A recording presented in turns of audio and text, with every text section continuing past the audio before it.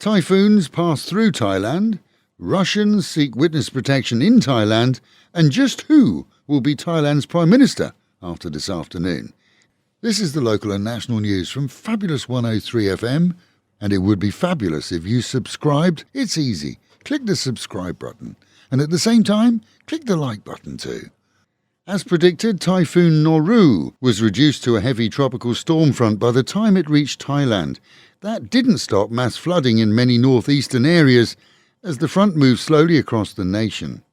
By last night, it was in Nakhon Sawan and Kamphaengphet areas, and there turned for huge deluges, seeing many homes flooded before it moved on this morning into the border regions with Upper Myanmar. In all, 40 provinces saw heavy storms, and more storms are likely as part of the roll-on effect.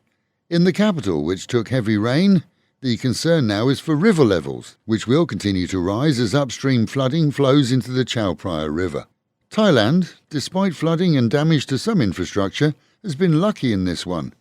Vietnam, where 400,000 people were in shelters, has seen major infrastructure damage, which will take months to repair, as there the storm was still at a typhoon status. Who's Thailand's Prime Minister? That's the question on everybody's mind, as today is the day that the Constitutional Court is set to publish its ruling on General Prayut's timeline in office. If it's deemed that he took office 8 years ago after the coup, then it's time up, as 8 years is the maximum anyone can be Prime Minister under the current constitution. But if, as he claims, he should only be judged based on the date of the constitution when it went into effect, well, then he's back in the hot seat. With an election due within the next 6 months in Thailand anyway, and General Prayut at the reins for now, as Prayut awaits the court's decision, it's anyone's guess. An official statement in the Royal Gazette yesterday heralded the cancellation of the state of emergency in Thailand, introduced due to COVID in March 2020 and giving the government extra powers to tackle any and all events nationally. The ruling goes into effect tomorrow, Saturday, the 1st of October. The Russian real estate couple on Koh Samui, who claim to have been extorted by a mafia-style gang, well, they've now asked for witness protection here. The so-called gang, comprising of fellow countrymen and others, encountered them for some reason to demand cash with menaces.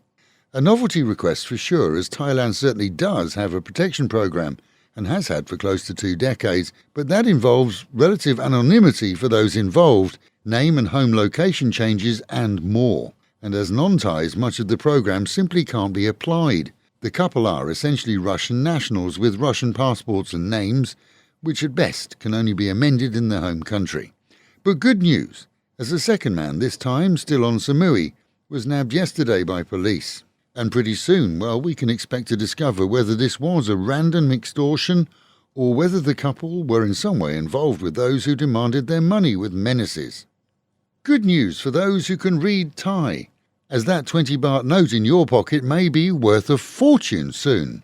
It seems that the printers, deluges, have conceded that a small amount of 20-baht notes have gone into circulation, and in the national language it's completely wrong. The error was spotted, but only after an initial run. Those notes then will for sure become collectors' favourites. So, best to learn the difference, or ask your partner to check your notes for you.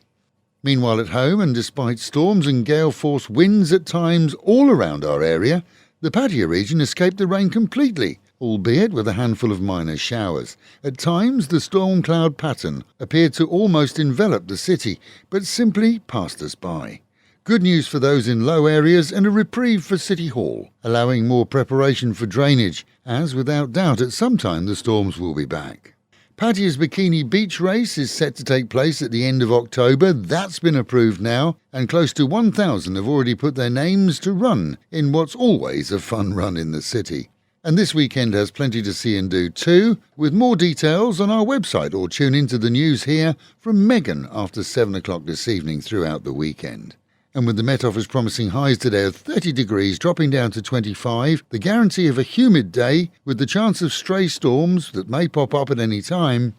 Local and national news today from Fabulous 103 FM and Fabulous Pattaya Media Group. And to get a notification every time we release another bulletin or program, like and subscribe to our channel, Fabulous Pattaya Media Group, by using the link below.